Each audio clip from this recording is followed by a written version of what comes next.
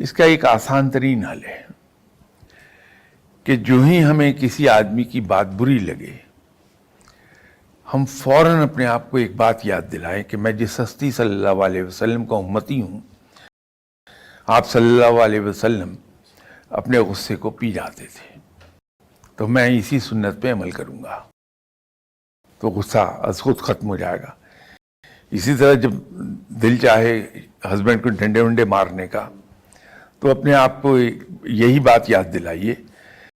کہ آپ صلی اللہ علیہ وسلم جن کے میں امتی ہوں،